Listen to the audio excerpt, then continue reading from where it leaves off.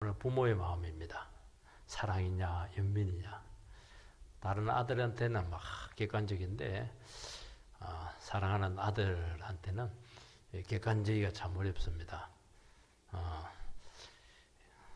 부모가 자녀를 사랑하는 것은 본성입니다. 자녀의 그 허물과 죄에 대해서 참 벌을 내리는 게 이게 참 어렵습니다.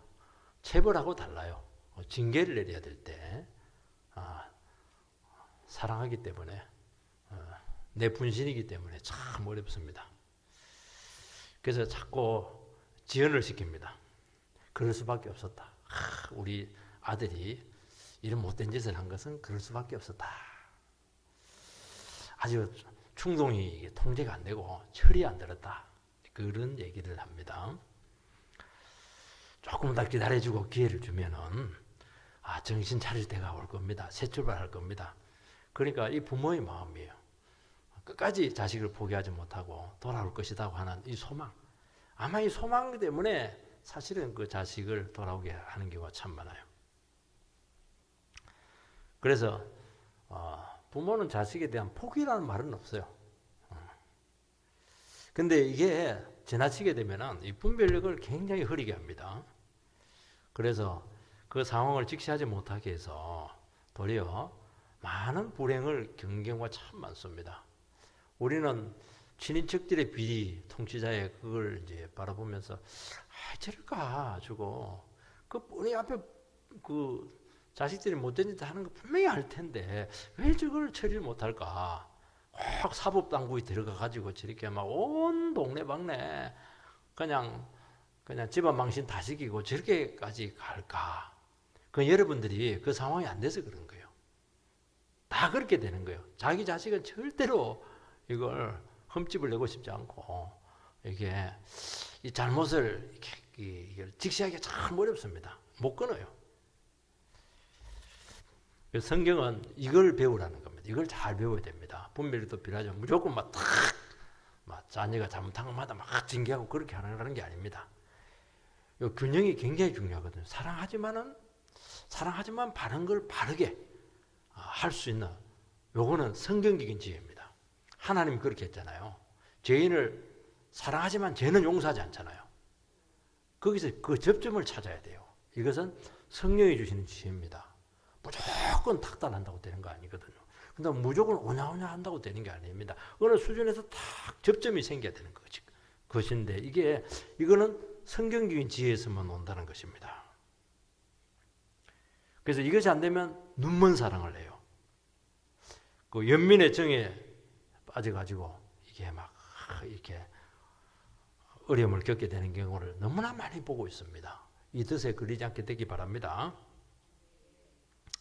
다윗은 그 셋째 아들 압살롬, 다윗의 아들 중에 제일 잘난 아들이에요. 제일 잘났으니까 아깝지.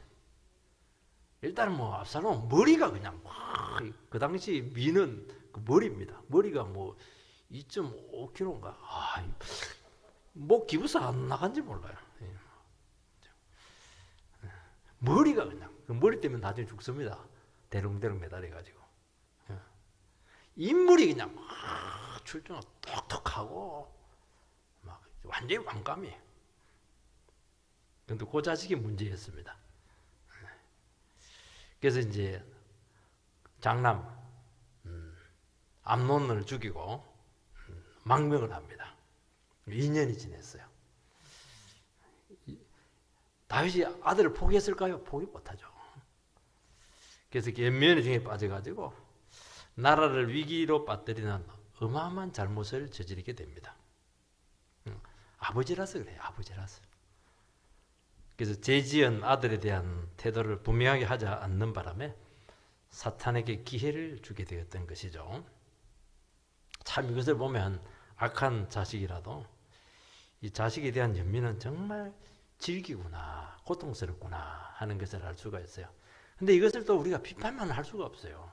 비판만 할 수가 없어요. 그거는 부모가 돼봐야 하는 겁니다. 첫 번째는 연민의 정의 어떤 것이냐 하는 것입니다. 1절 말씀을 보면은 세루야의 아들 요압이 왕의 마음이 압살롬에게로 향하는 줄 알고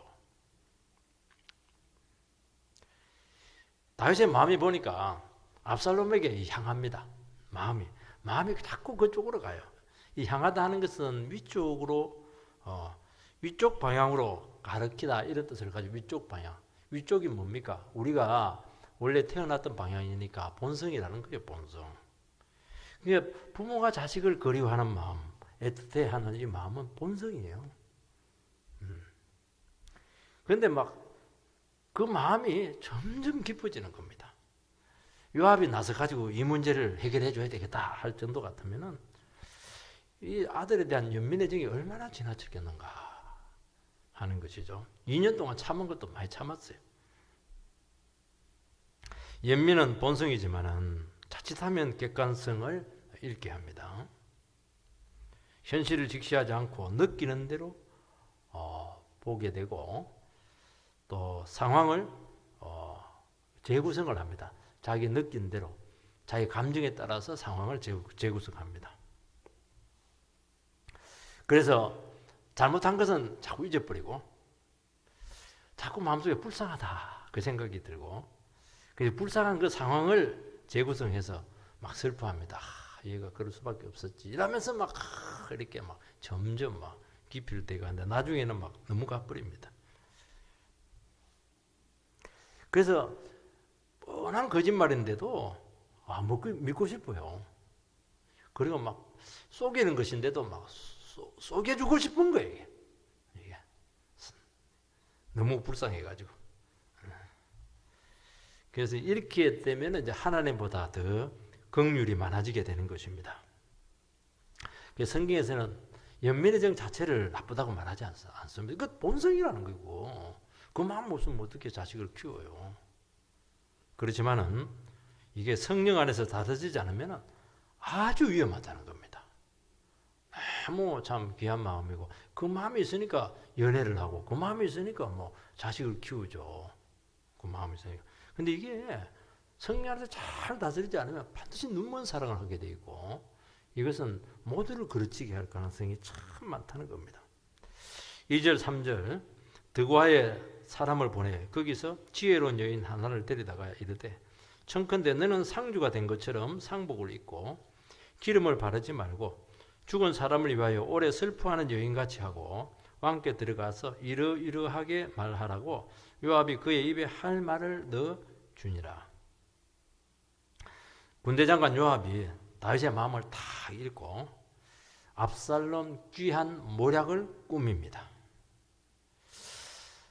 그러니까 요압이 보니까 막 다윗이 막 압살롬의 마음이 많이 가 있어요. 지금 뭐 아들하고 아버지와의 그 관계가 좋지가 않아요. 불화 관계는 좋지 않다 이거. 이스라엘 위해서도 안 되고 다윗을 위해서도 이게 유익하지 않다. 이제 그 생각을 한 겁니다. 그러니까 요압 같은 사람은 윗사람의 마음을 기가 막히게 간파를 한 겁니다. 그래서 내가 나서서 해결해 줘야 되겠다. 사실은 다윗이 나설 수는 없거든요. 왜냐하면 이건 굉장히 예민한 문제입니다. 사람을 죽인 아들이 망명 갔는데 그걸 쉽게 못하거든요. 그런데 그런 문제를 제3자가 처리해 줄 수는 있는데 문제는 요압이 신앙적이지 않다는 겁니다. 이게 문제예요. 이런 사람들 일은 잘 처리해 줘요. 그 신앙적이지 않기 때문에 그 자기가 하는 일의 그 성격을 규명을 못 해가지고 결국에는 이게 굉장히 나쁜 쪽으로 결과가 나타납니다. 요압은 드고아에 있는 여인을 매수를 합니다. 여기 지혜로운 여인이다 이렇게 되어 있는데 하캄, 히브리 하캄인데 이게 뭐 지혜 설기도 되지만은 나쁜 쪽으로 생각하면 강교하다 이런 뜻을 갖고 있는데 좀 그쪽이에요. 끼가 많고 꾀가 많은 그런 여인이었습니다. 곤란한 일을 아주 능숙하게 해결하죠. 이런 사람들은 막 임기응변, 순간기지, 순발력이 아주 뛰어납니다. 일을 처리하다 보면 애매한 문제를 처리하다 보면 생각지도 못한 문제들이 생기거든요. 여기서 얼굴이 빨개지고 이러면 이제 안 되는 겁니다. 기가 막히게 머리 회전이 빠르고 그렇게 해서 난관을 잘 극복을 하는 것이죠. 그런데 이런 지혜는 하나님의 지혜가 아닙니다. 당면한 문제는 해결하지만은 이런 것은 영혼을 살리거나 근본적으로 문제를 해결해내지 못합니다. 그래서 이런 지혜를 가지고 우리 성경적인 지혜를 가져야 되는 겁니다. 성경적인 지혜는 영혼을 살려요. 그 문제를 근원적으로 해결하는 겁니다. 그때 드러난 문제만 해결하면 그 자식만 데려온다고 되는 문제가 아니거든요. 심각한 지금 어긋난 게 너무 많거든요. 절대로 간단하지가 않아요. 간단하게 생각하는 것 자체가 잘못했다는 거예요. 이거는. 절대로 간단한 문제가 아니에요. 정치적으로도 굉장히 예민한 문제고 자식 인생에 걸린 문제고 자칫하면 집안 문제가 국가 문제로 발전할 수가 있기 때문에 결코 간단하지가 않거든요. 근데 이런 부분을 못 보는 겁니다.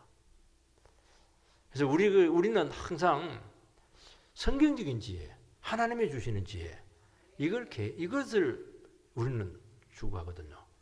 그래서 그러면은 이제 문제를 아주 근원적으로 이렇게 다치지 않아요. 다치지 않고 모두 이렇게 회복시키는 이런 지혜인데 이거는 기도를 많이 해야 됩니다. 얼만큼? 솔로몬처럼 1000번제를 드려야 돼요. 하나님 백성들 못 다스리겠다고 1000번제 드리잖아요. 지혜를 줬잖아요. 그 지혜를 여러분들께서 가져야 되는 것입니다. 두 번째, 결국에는 이제 함정에 빠집니다. 이 드와의 여인이 상복을 입고 슬픈 모습으로 다윗을 찾습니다. 나는 진정으로 과부니이다. 이건 이제 참과부라는 거예요. 참과부. 거짓말이죠. 거짓말이죠. 참과부는 이제 재혼할 가능성도 없고 굉장히 가난한 거예요. 두 아들이 있는데 막 하나가 죽어버렸으니까 하나까지 죽어버리면 정말 불쌍하죠. 얼마나 불쌍해. 두 아들이 그냥 남편 죽고 나서 싸우다가 막 장남이 차남을 죽였습니다. 근데 뭐 주위에 있는 사람들이, 동네 사람들이 막 들고 일어나가지고 저 율법을 어겼다 이렇게 해서 그 죽인 그 장남 그거 처형해야 된다. 그러면 대가 끊어지게 될 텐데 어떻게 하냐? 우리 집안 살려야지. 참 이런 문제를 가지고 나왔습니다. 8절 말씀을 보면 왕이 여인에게 이르되 내 집으로 가라. 내가 너를 위하여 명령을 내리리라 하는지라. 다윗은 사연을 듣고 일단 귀가 조치를 시킵니다. 그러면 내가 너를 위해서 어떤 조치를 취하겠다. 그렇게 얘기합니다. 어떤 조치를 취하겠다. 이거는 쉬운 문제가 아니죠. 이 조치가 뭐냐는 거예요. 어떤 조치를 취하냐는 겁니다. 분명치가 않아요. 사실 여부를 확인한 후에 법적 처리를 하겠다는 것인지 아니면 어떻게 하든지 아들이 죽지 않도록 어떤 조치를 하겠다는 것인지 좀 애매한 거예요. 애매합니다. 그래서 집에 가 있어. 내가 조치 취할게. 조치 안 취하면 뭐 말짱왕입니다. 이 말 갖고는 안 되는 거예요. 이 말 갖고는. 그러니까 애매하죠. 조사해서 율법대로 처리하겠다. 이렇게 나와야 정상이죠. 그러니까 여인이 대묻습니다. 9절. 드과의 여인이 왕께 아뢰되 내 주 왕이여 그 죄는 나와 내 아버지의 집으로 돌릴 것이니 왕과 왕위는 허물이 없으리이다. 이 과부는 왕이 아들을 살려주고 그런 과정에서 문제가 생기면 내가 다 책임을 지겠다. 그런 이야기까지 합니다. 지금 다윗이 이렇게 애매하게 이야기하는 거 보니까 지금 후유증 때문에, 뒷감당 때문에, 정치적인 부담 때문에 한 발 이렇게 썩 물러서는 것처럼 보였던 것입니다. 내가 책임질 테니까 걱정하지 마시라고 소신껏 왕의 권위를 가지고 도와달라는 겁니다. 그런데 이 여자의 말은 잘못된 거예요. 이 여자는 절대로 책임질 수가 없어요. 내가 뒤 다 봐줄게. 그 말 믿으면 안 됩니다. 결국에는 조치를 취하고 행동을 한 그 사람이 책임을 질 수밖에 없어요. 이건 누가 대신 할 수가 없습니다. 할 수가 없어요. 이게 현실은 간단하지가 않거든요. 이게 간단하지 않아요. 다윗은 아들을 건드리지 못하게 하겠다고 확신을 줍니다. 그런데 이 확신에도 이 여인은 물러서지 않습니다. 걱정하지 마. 절대로 안 다치게 할게. 그래도 안 물러섭니다. 왜냐하니까 목적이 있거든요. 지금 내 아들이 문제가 압살롬을 지금 결혼해야 되거든요. 11절 여인이 이르되 청하건대 왕은 왕의 하나님 여호와를 생각하사 원수 갚는 자 같아 더 죽이지 못하게 하옵소서.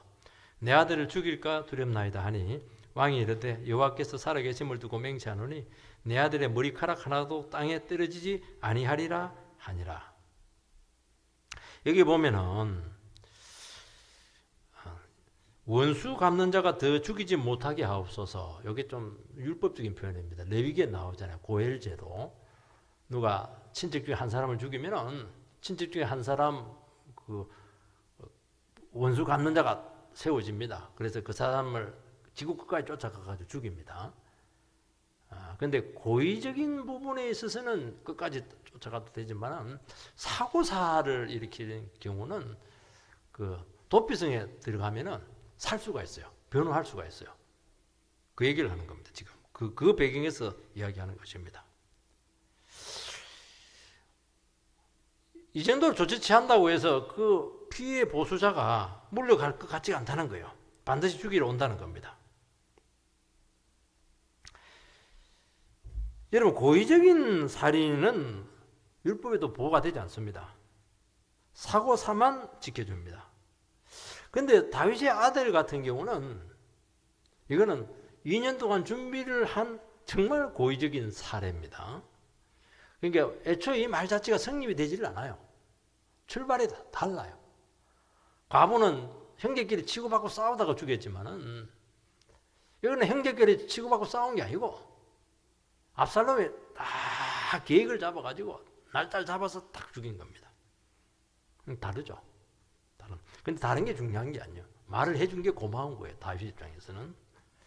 그러니까 다윗이 어떻게 하냐니까 하나님의 이름으로 맹세를 합니다. 머리카락 하나도 땅에 떨어지지 않게 하겠다. 그렇게 약속을 합니다. 이런 말을 하면 안 됩니다. 예수님은 우리 머리털 하나까지 다 세신바 되시다고 말씀했잖아요. 참새 한 마리도 내 허락 없이는 떨어지지 않는다. 그거는 신만이 할 수 있는 말입니다. 하나님만이 할 수 있는 거예요. 인간은 그리 할 수가 없어요. 인간은 못 지켜줘요. 부모도 자식 못 지켜줘요. 하나님이 지켜주는 겁니다. 그래서 이런 말을 서슴없이 하고 있다는 것이죠. 우리는 다른 사람 생명을 책임질 수가 없습니다. 그래서 다윗은 지금 미끼에 딱 걸려든 겁니다. 걱정하지 마. 머리털 하나까지 내가 손상당하지 않겠다는 것이죠. 벌써 이게 영성에 지금 틈이 보이고 있죠. 이런 말을 해서는 안 되는 거예요. 미끼에 걸려든 겁니다. 이 말은 뭐냐니까 대가 끊어지면 안 되니까 대를 얻기 위해서는 얼마든지 율법을 어길 수가 있다. 그런 의미도 들어있는 거예요. 왕은 나라의 법도를 세우는 사람입니다. 공의의 실현자죠. 율법과 관계되는 일을 그것도 당사자의 말만 듣고 결정을 내린 것 자체가 신중치 못한 겁니다. 지금 한 사람 말만 듣고 있잖아요. 지금 엄마의 말만 듣고 지금 얘기하잖아요. 신중치 못하죠. 그러면 이제 사실 조사를 해야 되고 정인을 확보를 해야죠. 죽이려고 하는 그 정인들 그 동네 사람들 불러야죠. 그리고 이 여자의 신원을 확보를 해야죠. 이 여자가 어떤 여자인지 진짜 맞는지 참 가부가 맞는지 그걸 알아봐야죠. 이런 것들을 하면 간단히 끝나는 겁니다. 그런데 안 해요. 하고 싶지가 않아요. 그리고 살인자를 어떻게 쉽게 사면할 수가 있겠습니까? 살인자는 그렇게 할 수가 없어요. 그러니까 벌써 다윗은 분별력을 잃어버렸던 것이죠. 왜 분별력을 잃었습니까? 자식한테 마음에 빼앗겨가지고 기도의 자리를 이탈해버렸습니다. 말씀의 자리에서 멀어져 버렸어요. 기도는 하긴 해요. 우리 자식 막 살려달라고 막 아이고 밥이나 제대로 먹고 있나, 감기 걸린 건 아닌가, 막 온갖 생각을 다 한 겁니다. 지금 그 생각할 게 아니죠. 자식이 영혼이 지금 귀한데, 급한데 영성이 약해지게 된 겁니다. 이렇게 영성이 좋고 다윗 하면이라면 뭐 죽음을 겁내지 않잖아요. 죽음을 겁내지 않거든요. 근데 이 자식이 문제에 대해서는 이게 그냥 흐릿해지게 되었어요. 막 감정에 빠져 있는 겁니다. 잠도 못 자고. 그러니까 벌써 여인 앞에서 허점이 딱 드러난 거예요. 말을 해보면 알거든요. 야, 퍽석하구나 지금. 내가 지금 치고 들어가면 이거 내 마음대로 요리할 수 있겠구나. 이 자신감을 주는 겁니다. 이런 자신감을 주면 안 돼요. 처음부터 딱 끊어버려야 돼요. 왜 그러냐, 이게 애매한 입장을 취하니까 그런 겁니다. 이럴 수도 있고 저럴 수도 있고. 그러니까 싹 해가지고 원하는 지점으로 딱 끌고 갑니다. 그러면 못 빠져나와요. 번복할 수가 없어요. 걸려야 되는 겁니다. 그 여성이 얼마나 눈물로 호소를 했겠어요. 그 속에 거짓을 알아내지 못합니다. 그러니까 율법을 엄격하게 주장해야 돼요. 여기서 이제 말씀이 필요한 겁니다. 말씀. 그래. 고의냐? 사고사냐? 그것만 물어봐도 돼요. 그것만 물어봐도 돼요. 고의적으로 죽을 수도 있거든요. 장남이 차남을 유산 문제를 가지고 밤에 가서 몰래 찌를 죽일 수도 있는 거예요. 아니면 뭐 둘이 뭐 멱살 잡고 싸우다가 뭐 때리다가 죽을 수도 있는 것이고 여러 가지 여지들이 많다는 거예요. 그리고 태도를 처음부터 분명히 해야 됩니다. 이게 왜 중요하냐면 입장을 밝히면은 마귀는 힘을 잃습니다. 근데 의외로 성도님들이 입장을 안 밝힙니다. 왜냐하면 여지를 자꾸 두는 거예요. 미련이 자꾸 있는 거예요. 자꾸 연민이 있는 거예요. 질질질질 시간을 끌게 되는 것이죠. 그러니까 그러면 이제 마귀는 기회가 왔구나. 이 친구는 뭐 밀어붙이면 막 그냥 끌고 가면 끌려오겠네. 그때부터 더 힘을 내는 거예요, 이게. 그래서 끝까지 끌려가요. 딱 잡혀가지고. 그래서 우리가 하나님의 말씀을 듣고 기도하는 것은 바로 이런 자리까지 가지 말라는 거예요. 사탄의 음모를 알고 태도를 분명히 하는 것입니다. 인정에 끌리거나 거절을 못하거나 마음이 여리신 분들이 있습니다. 이게 사랑이 많은 게 아닙니다. 약한 거예요, 그게. 그러면 어떻게 됩니까? 내 입장을 어떻게 하면 분명히 해야 될 것인가? 이 부분을 배워야 돼요. 그리고 그 부분을 집중적으로 기도해야 됩니다. 집중적으로. 이거는 인간의 힘으로 되지를 않아요. 본성이라 가지고. 이 본성이라고 했잖아요. 본성은 거스르기가 너무 어려워요. 근데 하나는 돼요. 성령은 가능해요. 하나님의 말씀을 가지고 계속 상황을 보고 하나님께 물어보고 기도하고 내 힘은 안 되니까 하나님 거절할 수 있는 힘을 달라고. 그렇게 하면 성령께서 역사를 하면은 성령의 능력은 우리 본성을 거스리거든요. 그래서 극복을 해내는 겁니다. 다 인간은 마찬가지죠. 자식 귀하고 다 이런 뭐 좋게 하고 싶은 마음 다 있는 것이거든요. 영적으로 우리가 얼마나 잘해야 되고 깨어 있어야 되는가 하는 것을 알아야 되고요. 내가 지금 마음이 지금 흔들리고 있고 끌리고 있고 지금 막 왔다 갔다 하고 있다. 이때는 절대로 결정을 내리면 안 돼요. 그거 가지고 계속 기도 자리에 가는 겁니다. 그 하나님께서 말씀하세요. 그 확신을 줘요.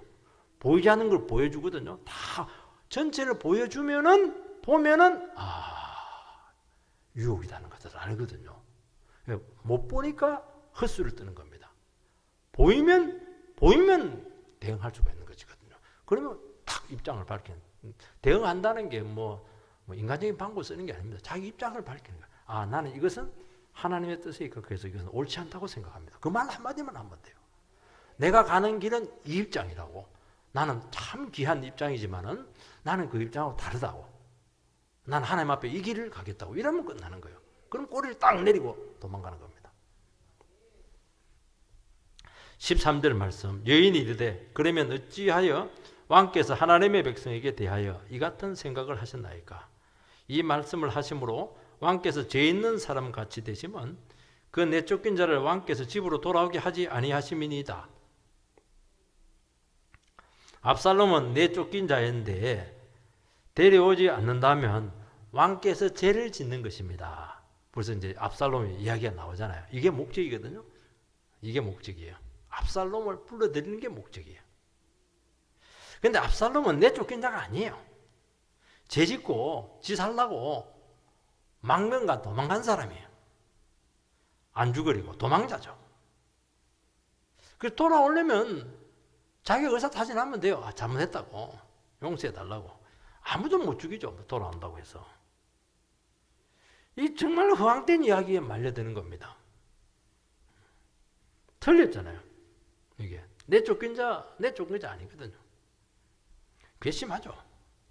14절에는 뭐라고 되어 있냐니까 우리는 필경 죽으리니 땅에 쏟아진 물을 다시 담지 못할 같을 것이오나 하나님은 생명을 빼앗지 아니하시고 방책을 베푸사 내쫓긴 자가 하나님께 버린 자가 되지 아니하게 하시나이다. 말이 막 복잡하고 어려운데 어려울 거 없어요. 하나님의 긍휼을 덜먹입니다. 사람이 한 번 죽으면 끝인데 하나님은 죽는 것을 원치 않습니다. 살리는 것을 원합니다. 영혼이 귀하잖아요. 그 얘기하는 겁니다. 어떻게 하든지 구원하기를 원하십니다. 압살롬을 구원하기 위해서는 어떻게 하는 것이 옳습니까? 그러면 그 프레임에 딱 걸려드는 거예요. 이 프레임 작전, 그 프레임에 딱 걸려드는 겁니다. 물론 살려야지. 내가 살립니까? 하나님이 살리든지 심판하든지 그렇게 하는 것이죠. 하나님은 살리긴 살려요. 근데 조건이 있습니다. 무슨 조건? 회개를 해야 돼요. 회개하지 않은 사람은 안 살립니다. 가룟 유다도 살 수 있었어요. 사실은 배신 때린 사람은 베드로지. 세 분이나. 베드로는 회개했잖아요. 근데 가룟 유다는 회개 안 했어요. 자살했어요. 그게 하나님 살려요. 그 전제 조건이 있다니까요. 회개를 해야 돼요. 다윗도 그 바세바 본하고 나서 괴로워하다가 회개를 하니까 기회를 줬잖아요. 근데 아들은 회개를 안 했어요, 지금. 지금 이 상황에서 그 집안에서 회개한 사람 아무도 없어요. 압살롬은 끝까지 그냥 회개 안 하다가 동생한테 칼 맞아 죽고, 압살롬이 암논이죠, 암논. 다윗은 화만 팍 내고 아무 조치를 안 취했습니다. 그래서 기회를 준 겁니다. 압살롬에게. 조치를 딱 취해버렸으면 사탄이 틈을 못 하거든요. 왜 다윗이 회개하지 않았습니까? 자식이라서 그래요. 자식이라서. 자식 다질까봐. 그 잘난 자식, 저거 왕시켜야 되는데, 저거 흠집 나면 안 되니까. 그러니까 이게 믿음 좋은 사람도 쉽지가 않아요. 자기가 회개해야죠. 그 자식 문제는 누구 문제예요? 아버지 문제잖아요. 아버지가 결자 해지해야 되고 회개해야죠. 아버지가 머리 풀어야지. 이놈의 자식아, 내가 네 넌 애비로서 내가 회개한다고. 그러면 어떻게 제가 틈을 타요? 못하죠. 아무도 그 집안에 이 문제를 가지고 회개하는 사람이 없었어요. 한 사람만 회개해도 돼요. 한 사람만. 아무도 당사자 중에 회개한 사람이 없었어요.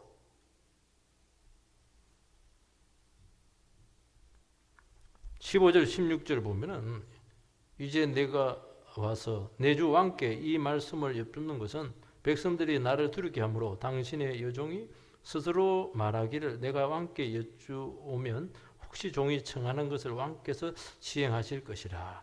그러면서 16절까지 나오는데, 이는 뭐냐니까 살인한 과부의 아들이 죽지 않으려면 왕이 압살롬을 받아 주어야 합니다. 말도 안 되는데 이걸 엮어내요. 엮어냅니다. 여러분, 세상은 전부 엮어냅니다. 전부 엮어내. 아니 그 과부의 아들 죽은 거하고 압살롬은 무슨 상관이야. 그런데 자기 아들하고 압살롬하고 엮어내요. 세상은 이렇게 해서 전부 다 모든 것을 어그러뜨립니다. 엮어냅니다. 저쪽에 하나 주장하면 비슷한 걸 또 말해가지고 같이 엮어내요. 그걸 물타기라고 그렇게 하죠. 물타기. 전부 다 물타기예요. 그거 굉장히 악한 겁니다. 그건 그거고 이건 거예요. 분리해야지. 물타기라고 하는 건 뭡니까? 물을 확 내뿌리면 막 묻어서 다 떠내려간다는 거 아니겠어요? 아니죠. 그 문제는 그 문제고 이 문제는 이 문제고 이렇게 다뤄야지. 지금 정치권에서 우리나라에서 일어나는 것은 전부 다 물타기잖아요. 지금 물도 아니고 술도 아니고 말이죠. 그렇게 하는 겁니다. 그 여인의 아들은 사고 살 가능성이 많아요. 하나 남은 아들입니다. 그런데 압살롬은 고위 살인자고 유일한 아들 아니고 그 뒤에 아들 많아요. 다 거짓말입니다. 이런 말 하게 하면 안 되죠. 그러니까 다윗은 그 말을 고지고대로 계속 말하도록 놔두는 거예요. 아들이 보고 싶고 내가 나서서 데려올 수는 없고, 요압이 나서서 데려올 수 있는 명분을 지금 주고 있는 것이죠. 용기를 불러일으키는 것입니다. 요압은 뭐 나라를 위해서, 다윗을 위해서 부자지간히 그렇게 그렇게 그 원수지간으로 있으면 안 된다. 그것도 거짓말입니다. 요압은 다 정치적인 계산을 하는 겁니다. 다윗이 요압에게 너무 마음이 가니까 자기 왕으로 점 찍었구나. 미리 보험 들어놓는 거예요. 그게 무슨 그 가정을 사랑하고 그렇게 해요? 아니지. 다 정치적인 계산을 하는 거지. 무슨 신앙으로 해요? 그러니까 이런 사람들이, 야망가들이 그렇게 위험한 거예요. 야망가들은 자기 출세하는 데 있어서는 막 기가 막히게 냄새를 맡고 붙어버리고, 그리고 통치자의 그런 간지러운 부분을 기가 막히게 얘기해줘요. 그래서 세워놓으면 나랑 말아먹는 거 이게.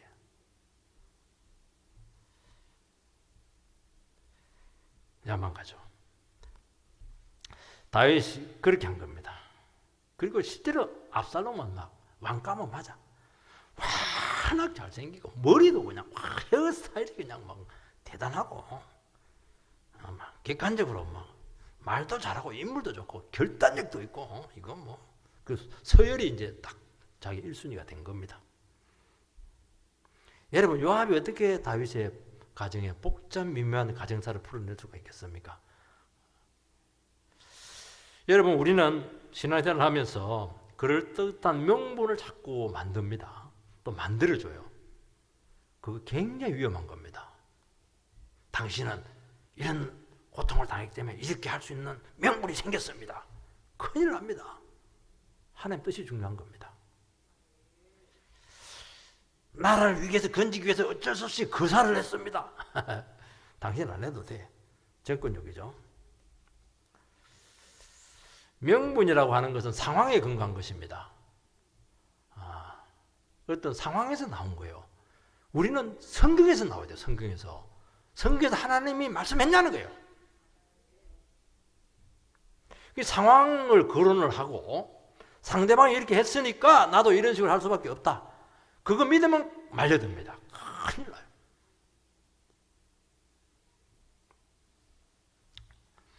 그래서 우리는 매사에 좀 잘못이 없도록 허물이 최대한 없도록 하고 결백을 해야 됩니다. 그러면 명분을 주지 않습니다. 명분도 상황이 바뀌면 또 바뀌어버려요. 그래서 믿을 수가 없는 겁니다. 그래서 크리스찬들은 딴소리가 안 나오도록 자기 자신의 삶에 대해서 책임을 져야 되고 어떤 순간에도 틈을 주지 않아야 되는 것입니다. 다윗이 틈을 딱 줬잖아요. 그리고 아니면 안 하면 돼요. 애매한 부분이 있으면 안 하면 돼요. 애매한 부분이 있는 것은 뭔가 내가 알지 못하는 보이지 않는 실체가 있는 거예요. 그건 아니라는 겁니다. 그리고 중요하다는 거예요. 그게 중요하다는 거예요. 그 자기 의사를 분명하게 하는 것입니다. 입장을. 그래서 말을 신중히 하고 최대한 말 실수 같은 거 이런 것들을 줄여야 됩니다. 욕심이나 딴 마음을 품고 있으면은 그게 상대방은 자기는 안 그렇다고 그래요. 자기는 막 그럴듯하게 말을 하는데 다 알아요. 이제 욕심이구나. 자식 어떻게 데려오려고 하네. 그러니까 벌써 딱 약점이 잡힌 거잖아요. 그게 있으면 안 되는 거예요. 그래서 사단이 거기서 온갖 장난을 다 치는 겁니다. 결국에는 세 번째는 문제가 어려워지게 되었습니다. 압살롬이 돌아왔지만은 다윗은 돌아와서 살긴 했지만은 만나주질 않아요. 이게 이제 다윗의 복잡한 마음입니다. 불렀지만은 용서가 되지 않는 거예요. 이 말은 뭐냐니까 아직 아들에 대한 입장이 정리가 되지 않았다는 거예요. 정리가 되지 않는 상태에서 불렀습니다. 정리가 돼도 정말 이것을 해결하기가 힘들거든요. 본인은 일단 정리가 안 됐는데 불러놓으니까 문제가 더 어려워지게 되었다는 것입니다.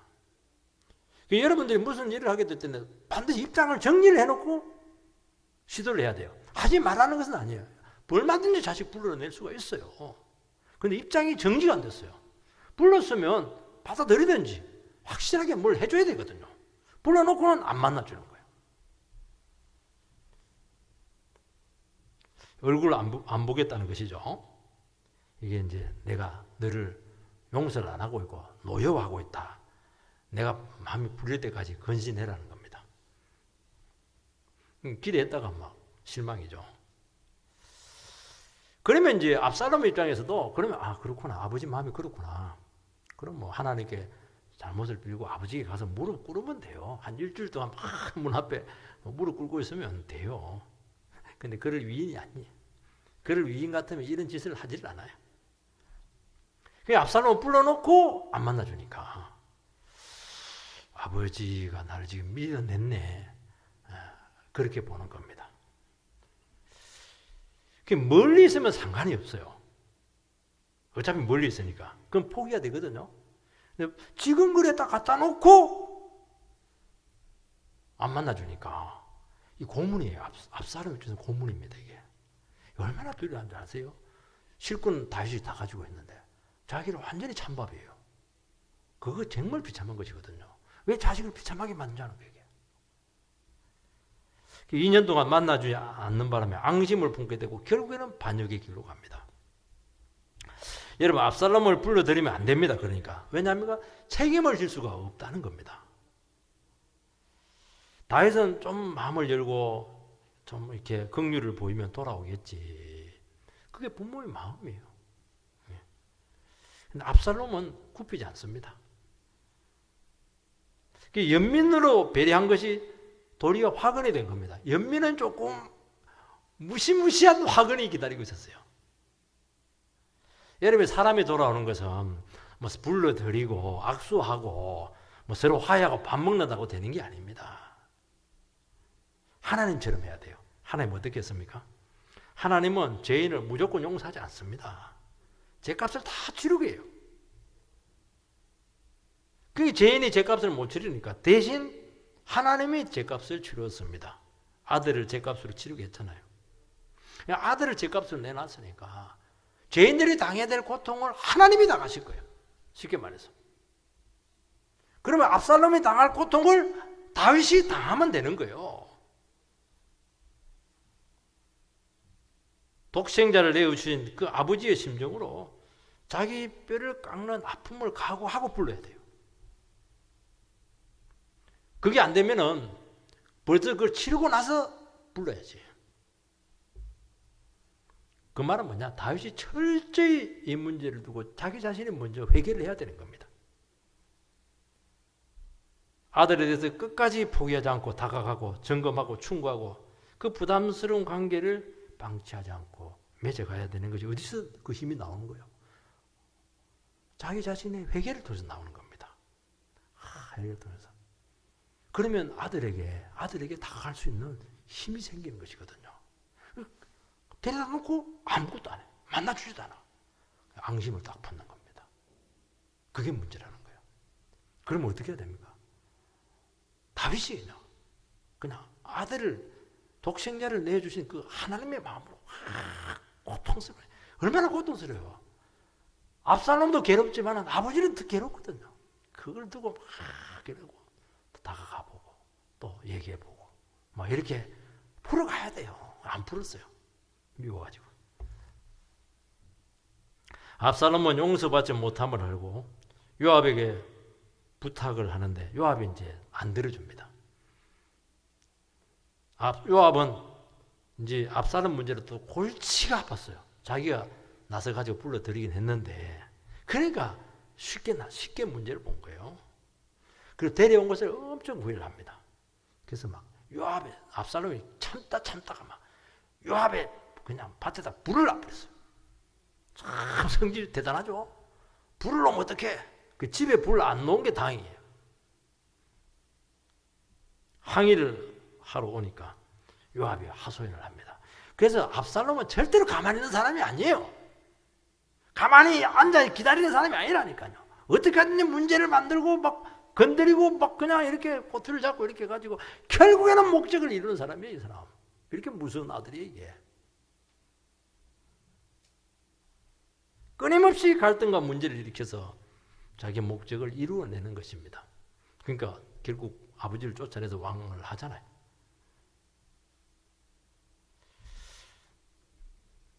뭐라고 합니까? 아버지의 의사를 확인하고 여차하면 딴 마음 품겠다. 늘 두 가지 마음을 가지고 아버지를 대한 겁니다. 잘못을 고백하는 것이 아니고 아버지에게 막 따집니다. 아버지, 내가 벌받은 만한 짓 했으면은 받겠습니다. 도대체 뭔지 이야기를 하세요. 그 말 하는 것 자체가 틀린 거예요. 그 얼마나 뻔뻔스러운 말이에요, 그게. 아버지, 내가 잘못한 거 있으면 말하세요. 벌 받겠다고.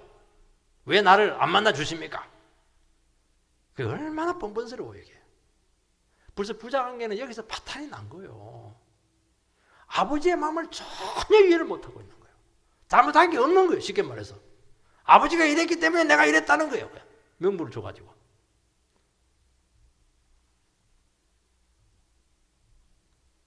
결국 아버지가 반응을 안 보이니까 이대로 가면 이제 미래가 없다 하는 것을 알고 스스로 자기 길을 찾습니다. 여기서 파국이 나타나는 겁니다. 뒤에서 조용히 행동하죠. 나는 잘못이었다. 그러면 이제 압살롬과 같은 그 백성들이 이제 현혹이 되는 거예요. 당이 만들어지는 거예요. 압살롬 같은 소외자들이 막 몰리기 시작하는 겁니다.